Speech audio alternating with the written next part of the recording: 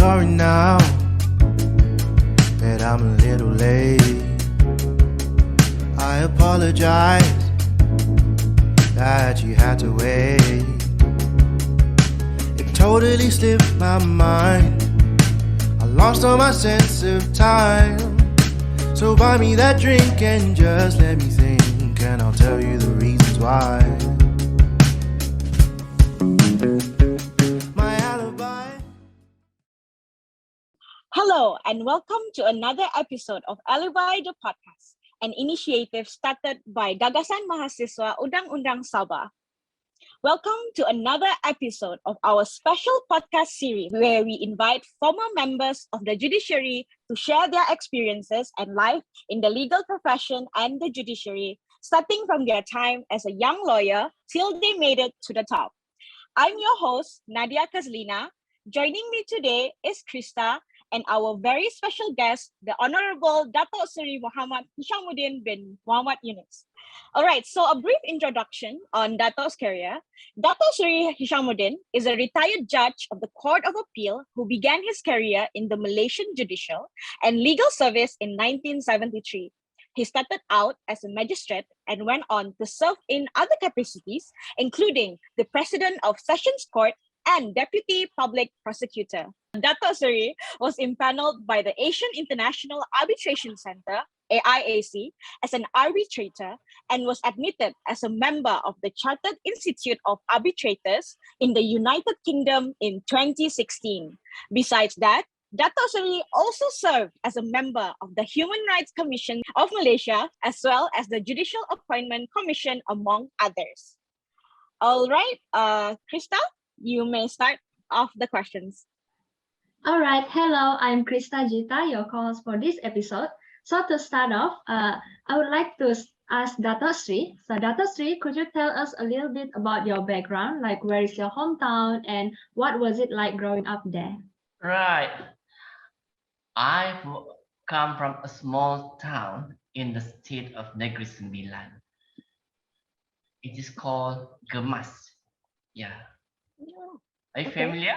You can check out on the map where Gemas is. Yes. It's in the state of Negeri Sembilan. Is at the southern tip. It is in fact a town in Negeri Sembilan, but near to the border of Johor.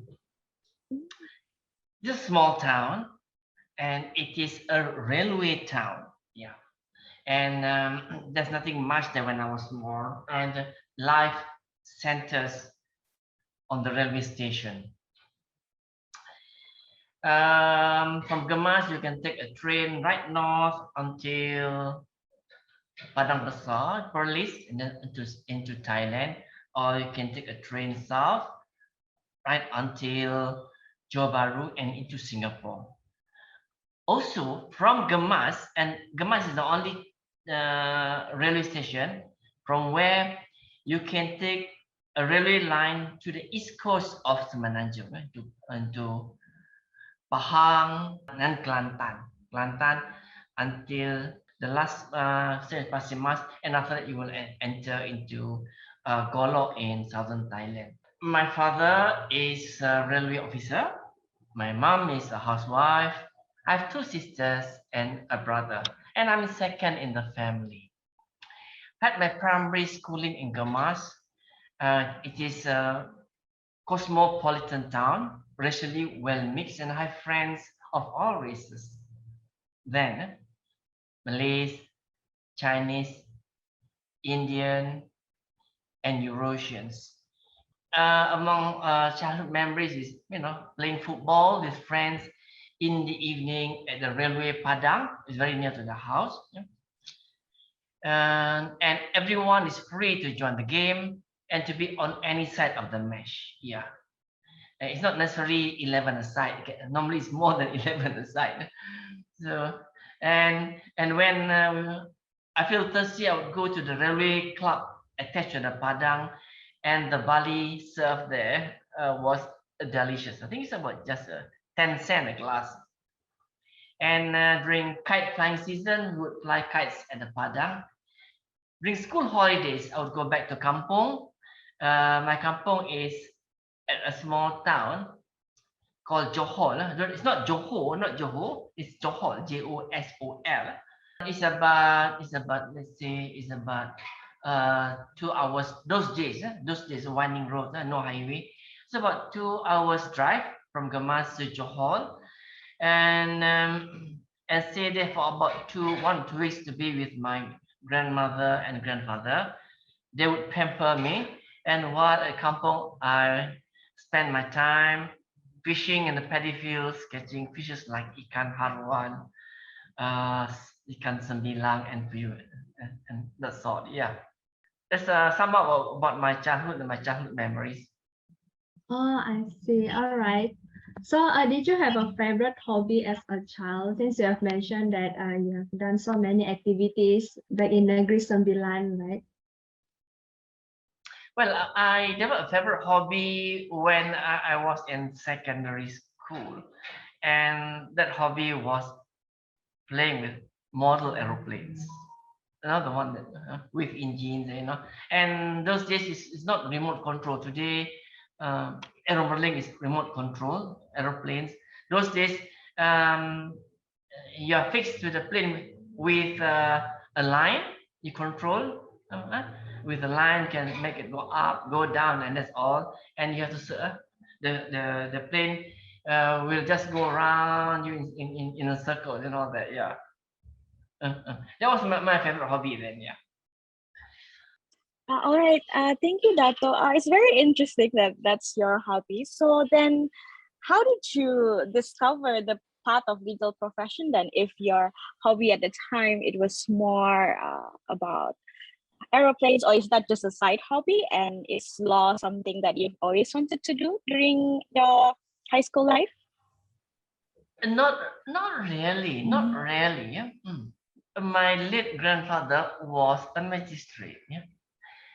And as a schoolboy, I used to watch him conducting cases at the magistrate court Gemas. It's a small court, wooden court. It's a closed court.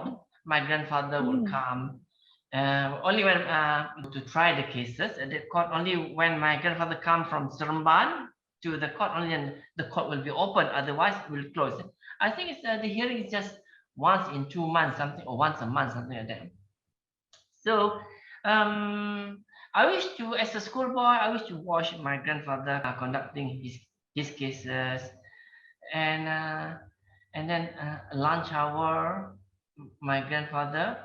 On that day when my grandfather comes to Gemas to hear cases, my mother will cook something special. Yeah. Oh, what was that? Do you mind sharing with us? Lunch hour, my grandfather will come to our house, bringing along his court interpreters, and have lunch at our house. So I suppose seeing my grandfather conducting cases, I think perhaps that could have some influence on me. Yeah. I see. To take up law. Yeah. Okay. Oh, so then later on, after my sixth form, you all do form 6 or A levels? Form 6? No, I did A levels. Krista, did you do A levels? No, I did foundation. Yeah. I see. Dato, please continue. What did you do in form 6? Were you in art stream or science stream? Those days, no A levels, no foundation, so I see. all of us will have to go to sixth form. Yeah. Okay. So I was in form 6 arts. There was science, only science and arts. I was in form 6, sixth form arts, and after completing my sixth form, I got the HSC, high school certificate, Cambridge higher school certificate. Government ordered me a scholarship to study law at the London School of Economics and Political Science, University of London. Wow. Also, it was a scholarship given to you, or did you choose the degree itself? I choose. I see. Yes, but to be honest, law was not the only degree that scholarship that I applied. I also applied. I see. Anthropology and all that. Yeah, but I wasn't successful in the other applications, but I was successful in my application for law. I must confess, why did I apply to do law? it wasn't that I really 100% wanted to do Ah, I law. see. Yeah, but I Mm-hmm. applied for law because if you are successful, you will go overseas because there is no law faculty locally. Ah, yeah. Or during the time, is it? Yes, no law Mm-hmm. faculty. So if you are successful, you go overseas, and I was Mm-hmm. keen to go to United Kingdom then, to go overseas then. I see. Okay. Then after you started uni, do you have any fond memories that you would like to share with us during your time there? Yes, I remember that I was on the LSC, I call it LSC, yeah, University LSC table tennis team, and we Mm-hmm. played matches with other colleges of London universities.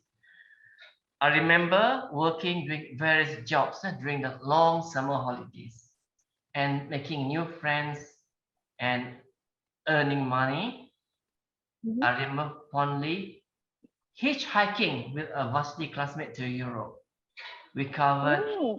Belgium, Holland, Germany, Switzerland, Italy, and France.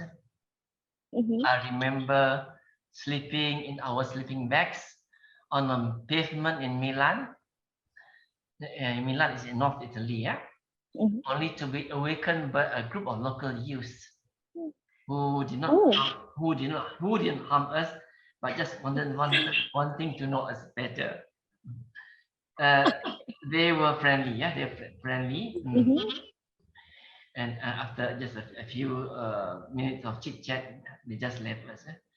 After being away from London for about 3 weeks, 3 weeks, I was sort of homesick. Not homesick. Then here, I mean, it's not so much homesick uh, about my kampung, yeah?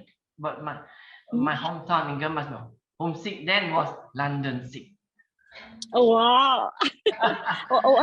Why is that so? London sick. I wanted to go back to London, a place where I'm familiar again. So Mm-hmm. we took the train back to Paris the following day. So stay on to Paris. Yeah, yeah.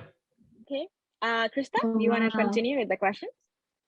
Yes, Dato Sri, I just like to ask, like during your university time, right? Do you have any least favorite thing about studying law? Yeah. Okay. My lecturers, my lecturer professor, I'm very indebted to them. Yeah, the way they taught me law is very inspiring, and they make me love the subject. Yeah, yes, make me love uh, learning law. But if you talk about least inspiring, I think English land law is very tough. Oh, I English land see. law, yes, yes. Yes. Oh, okay. So what was your biggest motivation or inspiration during law school? It was a combination of various factors. Yeah. First, the English legal history. For example, the life history of Chief Justice Coke, who was a courageous judge and was not afraid to tell the king what the law is without fear or favor. In fact, Chief Justice Coke was dismissed by the king because he told the king that it was unlawful for the king to raise taxes upon a citizen without parliamentary approvals. And that is a piece of advice which the king did not like to hear. So he dismissed Chief Justice Cook. And then the other factor is the English legal system, with its rule of law principles and the principles of natural justice, and the judgments of English judges, who are generally known for being learned and honest. Yeah. And one Mm-hmm. of the judges, then, whose judgment I love to read, was Lord Denning, who write Oh, judgments in simple English and in a very interesting way. Yeah. Mm-hmm. Mm. All right, so I just wanted to ask extra questions. Then, what would you say is your most favorite subject, and how did you study for exams during those days? Favorite subject? Mhm. I would say thought is my favorite subject. Thought. I see. What about you? I would say my favorite subject would be criminal law, I think. Criminal law. Yes. Krista, what's your favorite subject? My favorite subject for now, since I'm still a first year law student, right? I think it would be contract law. Yeah. Contract. Yeah. Yeah. I love contract law as well. Well, I think I study hard, and I go to lectures, but I took notes when the lecturer delivers the lectures, but I gain more during tutorials. Yeah, Mhm. I see. our teachers at LSC were very strict. Tutorials were in a small room. I think eight. I think was they were very strict. They give cases to study, all the tutorials, and you must read that. And I better be prepared when I come for my tutorials. If I fail to read the cases, well, I'm going to get a scolding from my tutors. Yeah, yeah, yeah. But it's got its plus side. Yeah, it makes me study. Like it makes me study. Yes, and for exams, Mhm. and I will go to the basic text Mhm. like on thoughts, yeah, Clark and Linsell on thoughts. Okay, I would go to the standard textbook, and if it is on equity and Hanbury on equity, so yeah. Oh, okay. Thank you so much for sharing. So I guess that studying hard is how you study during law school, right? Yeah. Okay. Then we shall continue on about your life as an arbitrator. Krista, would you like to start off? Yes. So, Dato Sri, I would like to ask, what do you think makes a successful arbitrator? I think it is the same thing as about being a successful judge. It's about being patient, and arbitration is mostly on construction industries that you've got to be got try to understand, got to go through voluminous documents in every case, because a construction industry, the plan, the design of the building, and all the various correspondence between the players, the architect, the employer, the contractor, architect, engineer, consultant engineer, and the quintus surveyor. So it is being patient and willing to listen patiently to the witnesses, and to read the submission by lawyers. Yeah. Yeah, I do agree that we need to be very patient if we want to become a judge, an arbitrator, or even to become a lawyer, right? So, Dato Sri, what do you find the most challenging about arbitration? Could you enlighten us on that? Yeah. Yes, the most challenging thing is I've mentioned just now is going through voluminous documents. If you see my office when I did arbitration, behind me, boxes and boxes of documents. Yeah. And I cannot handle the case alone. I have to have my secretary sitting next to me. Okay? Yeah.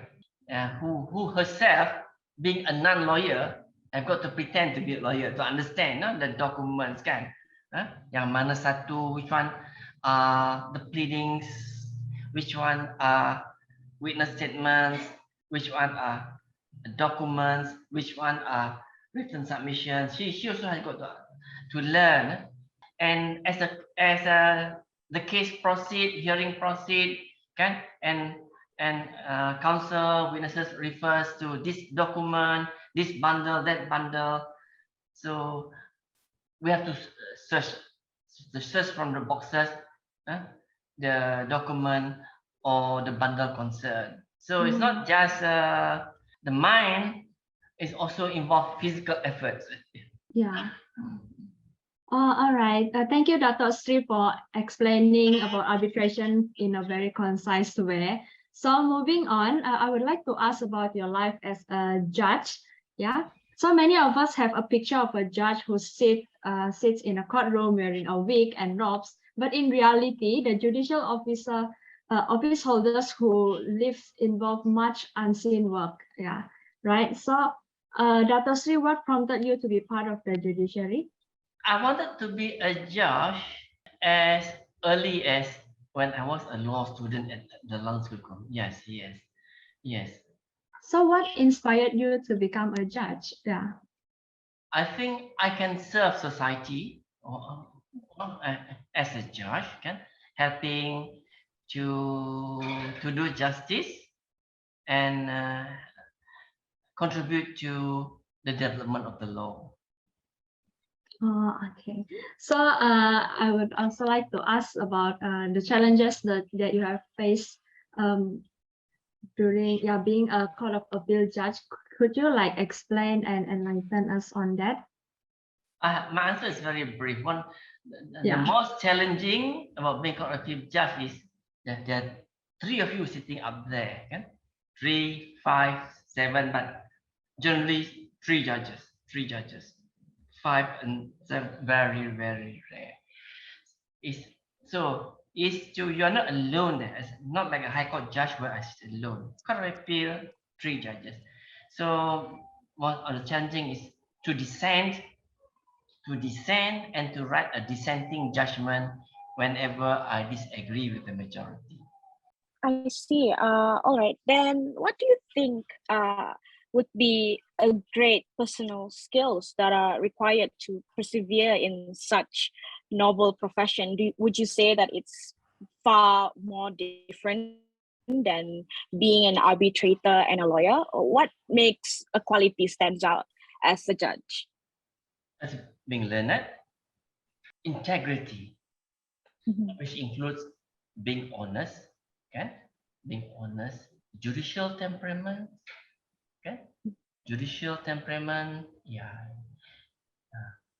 you must control oneself when sitting on the bench. You must, a judge must behave like a judge, must be dignified, and be patient and willing to hear, hear more and talk less, right? Hear more and talk less, and above another thing is being courageous. To give a judgment, even if you think that, especially in sensitive judgment, politically sensitive judgment, be courageous, even if you think that your judgment might not please the powers that be. That's a really good answer. I really agree on regulating emotions and being courageous, especially in such I would say a very difficult profession. Actually, it's not for everyone. So you have mentioned that there's like boxes and boxes of cases. You've done so many judgments before. Can you share with us one of your most memorable judgments? Do you have any in mind? Yes. Yes, I've few memorable judgment, but you see the most. Okay, I put which I think the most. Okay. And that is the case of Abdul Ghani Harun and Gopala Krishnan against Ketua Polis Negara. Yes. Have you done constitutional law? First year, you are first year, kan? Yeah, I'm first year. Local or University of London? Local. I'm local. Which university? University Utara Malaysia. Okay. Yeah, I've done consti law. Okay. Please, when you got the time, okay? Yeah, Google this case. Yeah, go all for right. this case. Yeah. Abdul Ghani Harun and Gopala Krishna. It is in the year 2001 when I was at the High Court of Shah Alam. It's about two Parti Keadilan Negara members were among 8 people detained by the police under the ISA. ISA hari dah abolish kan in 2005, but it was 2001. So 4 of them filed for writ of habeas corpus at the High Court of Kuala Lumpur. The High Court Judge of Kuala Lumpur dismissed the habeas corpus applications.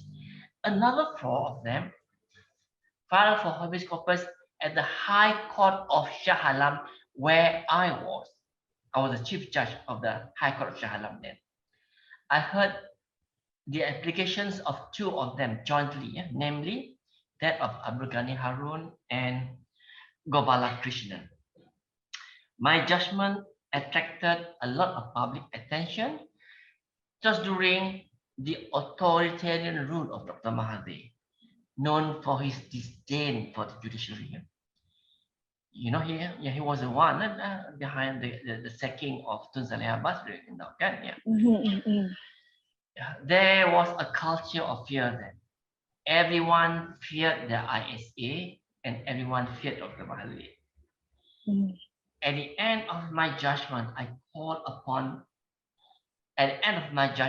I not only allowed the application and set them free, but I also called upon Parliament to abolish the ISA, or at the very least to amend the ISA so as to prevent the abuses by the police as had happened in the case before me. For this statement, Dr. Mahathir attacked me in the media. Not directly, he never mentioned my name, but I know he was attacking me obliquely in the media. For example, he said, a judge, he said that a judge who disliked the ISA should not hear ISA cases. Oh, so how did it go then after that? Like after hearing that statement from him, how did you react to that? No, I just ignore it. I just ignore it. In my judgment, in Ghani Harun's case, I highlighted the abuses in that case, like detainees not allowed access to counsel, and detainees not allowed family visits. Would you say that's the most controversial judgments that you've ever had in your career as a judge? Ada lain, yeah. And still on this Ghani Harun case, I laid down the principle that all detentions, all detentions are prima facie unlawful, and the legal burden is on the detaining authority to justify the detention. The legal burden is not on the detainee to show that detention was unlawful. It's always on the detaining authority. Yeah. Yes. Okay. Of course, besides this case, there are other cases lah. The other one is you must have heard about the transgender case. Yeah. Oh, were you part of the? How was that like? Would you mind sharing a little bit about that part? Yes, Ghani Harun was on the High Court. The transgender case was at the Court of Appeal. Yeah, Court of Appeal. So that 2 other judges are sitting with me. So it revolved around Section 66 of the Negeri Sembilan Syariah Enactment, which prohibited any male Muslim from cross-dressing, cross-dressing as a female, right? And you know, transgenders it is natural for them to cross dress. Maknya will cross dress kan, yeah. They will cross dress. They will dress as women kan. It's natural. So in Negeri Sembilan, we have maknyas who doesn't harm anyone, yeah. They dress as women and they are often engaged by families as mak andam for weddings, you know. Yeah, they will come over and Yeah. the makeup for the bride, kan? So they are called mak andams lah. And many of them are transgenders. Yeah. So what happened is the Islamic law authorities, kan, Jabatan Agama Negeri Sembilan, they raided and arrest these maknyas, arrest them, these transgenders, arrest them, charge them in court. Of course, these people, they don't have anything to do with the law, lah, okay? Yeah. So they will pay the fine. They pay the fine and they are set free. But a few months later, the same thing will happen. They will get arrested, charged for the court, and they pay the fine. And it goes on and on. So they say, enough is enough. So they engage a lawyer to fight against the authorities, against the government, on the ground that Section 66 is against their fundamental rights under the Constitution.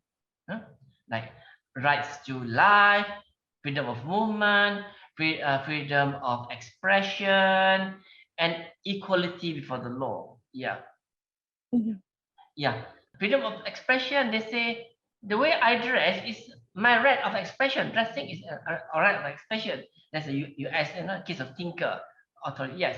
And then right of movement. Look at that. My right of movement is being violated. I can't even go to the shop. The moment I step out of my house, the Jabatan Agama is going to arrest me. Okay? Yeah. So right to life. Right to life, also the right to live with dignity.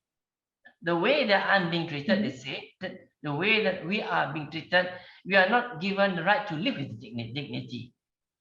So they raise these issues and fight before the High Court. Unfortunately, at the High Court, they lost. They lost. Yeah, so the case came before the Court of Appeal, which I presided with two other judges.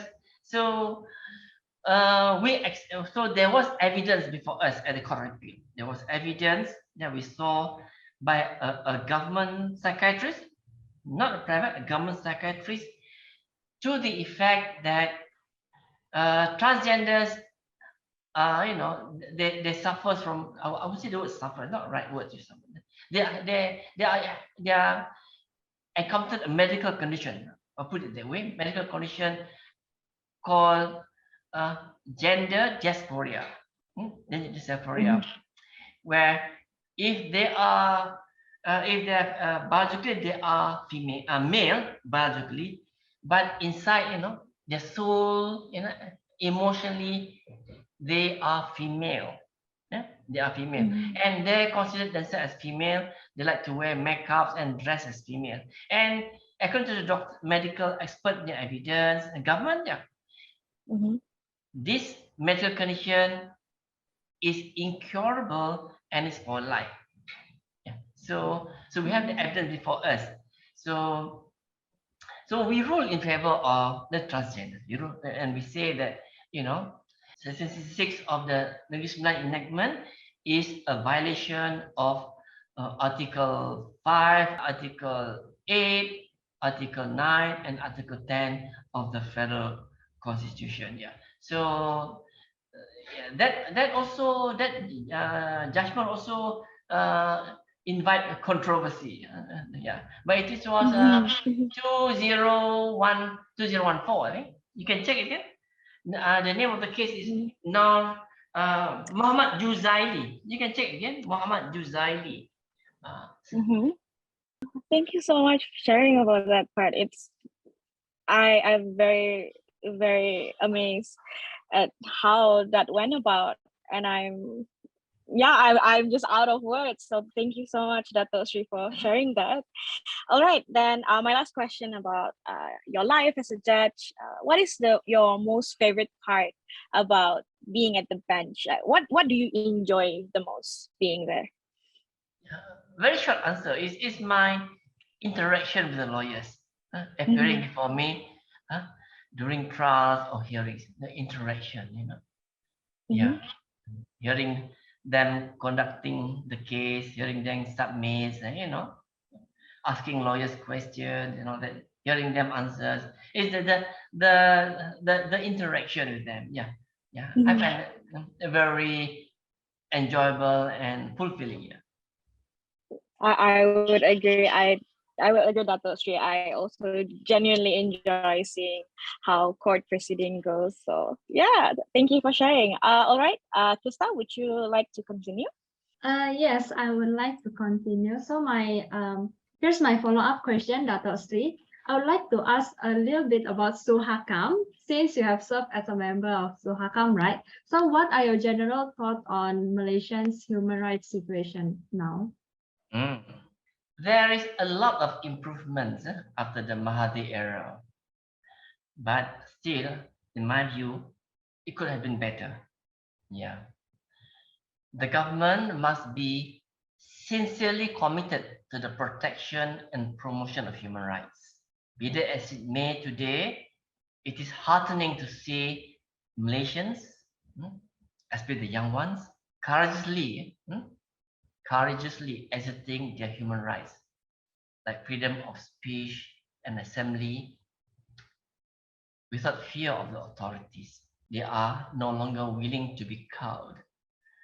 Our enforcement authorities, like the police, need to be schooled on human rights. Yeah.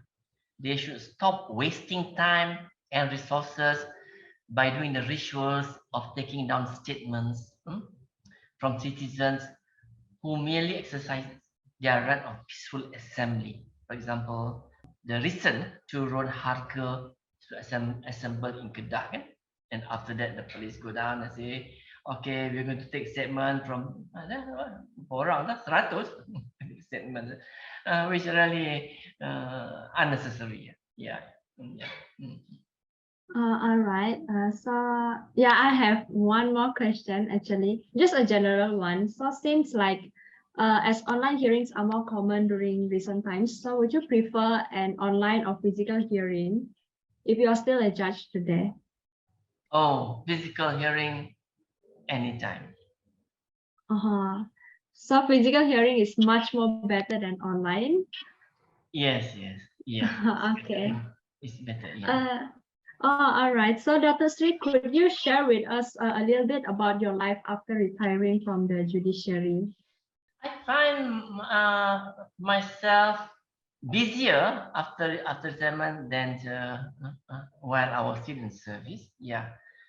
After retirement, I was made to chair the committee into the fire outbreak at Sultanah Aminah Hospital in JB.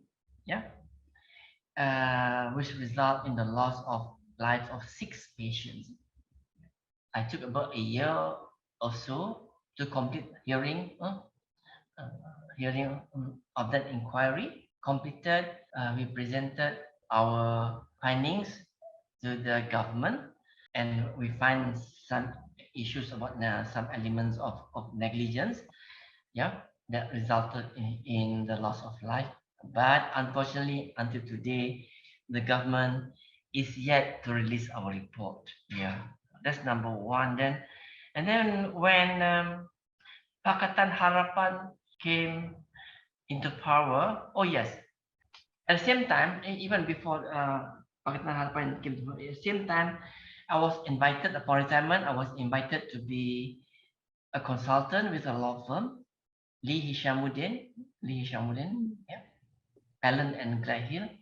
But that Hishamudin is not me, yeah, it's a different Hishamudin, yeah.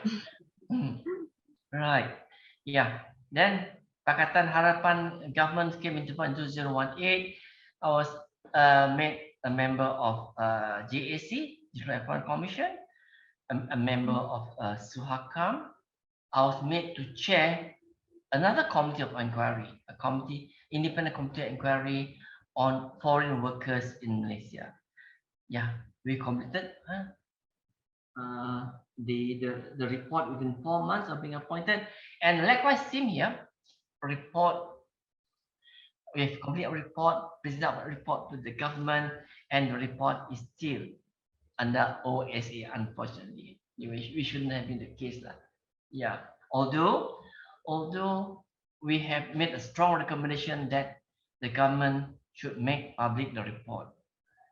Same thing in the Sultan Aminah Hospital inquiry. In our recommendation, one of the recommendations that the government should make public the report. But I don't know why day-to-day both reports are still not made public. Yeah. That's how time is spent after retirement. All this work, including a consultant. Nothing being also being an arbitrator. Yeah. Yes. All right. Oh, sorry. Thank you, Dato Seri. Given your many positions that you have just mentioned, which is very, very impressive, especially being more busier than ever after retiring as a judge. I have a very important follow-up question for that. Then how did you manage a healthy work-life balance given your workload? I think it's what I call work smart. Yeah. So, yeah. Work smart, knows how to not to waste time.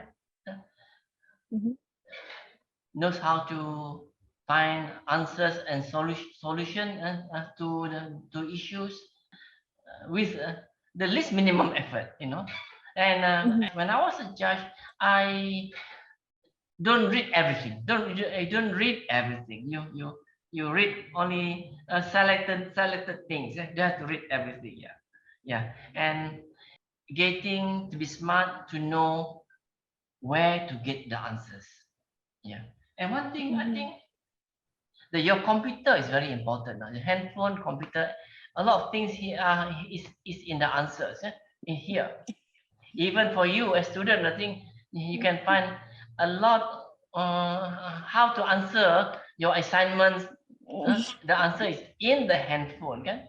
Yeah. Yes. Everything you need to know in the world, encyclopedia, okay? It's everything here at the tip of your fingers. You want to know, you have a legal issue, can? Yeah. You just tap in Google, so you get all the articles, all the articles that need to be read, can? Yeah. Yeah. Wow. So work smart. Okay, I Work see. smart. Learn to know how to get the answers. Yeah. I see. Okay, then I have one small question about the JAC, right? So how does the JAC prevent bias when selecting candidates for the judiciary? Would you like to elaborate on that, Dato Seri? Okay. A short answer. The JAC does not appoint judges arbitrarily, right? But are guided by certain criteria, okay? Like legal knowledge, good reputation, good judicial temperament, etc., of the candidates. Yeah? And JAC is free from political influence, and selection is done through secret balloting. I see. Okay. All right. Then since we are running out of time, then my last question from me, then do you have any words of advice or encouragement for new upcoming lawyers or judges? Okay, a short advice. Be aware of what is going on in your country, especially on the political scene. And be patriotic. Wow. Would you like to elaborate how we can be more patriotic? Yes. As a law student, lawyers, and judges? Keep abreast with current affairs locally and keep abreast. Yeah. So again, here, how to keep abreast? All here. Yes. And whatever legal field you are in, okay, this is very important to you all. Whatever legal field you are in, do make an effort to understand constitutional law. Yeah, it's very important. Yeah, and understanding of constitutional law especially the fundamental liberty provisions, is important for all lawyers. Important for all. It does not only make you a better lawyer, it also makes you a better citizen. Yeah. That's very inspiring words from you, Dato Sri. Thank you so much for sharing that. All right, that's all from me. Krista, do you have any other questions? Dato Sri, is there anything else that you would like to say to all of our listeners, especially for those who are from Sabah and Sarawak? Well, you all are students, kan? Yeah. So all I have this to say: study hard, yeah, study hard, and try to do well in your exam. Do well, yeah. And I wish all of you all the best for the future. And I hope there'll be many of you who will aspire to be a judge. Well, that's my advice. Yeah. All right, thank you very much, Dato Sri. All right, so this marks the end of our podcast session. Thank you for listening to the podcast. We hope you enjoyed this episode of our special podcast series with former judges, and we look forward to talking about more the relatable and relevant Sabah law students topic. Special thanks to our guest, Dato Seri Hishamudin, on this episode. If you haven't checked out our previous episode, please do subscribe to us and stay updated on our latest content. See you in the next episode.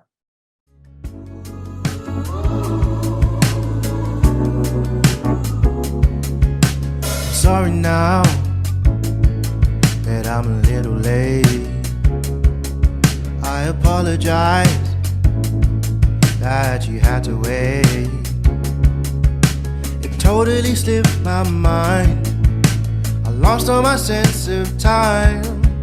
So buy me that drink and just let me think, and I'll tell you the reasons why.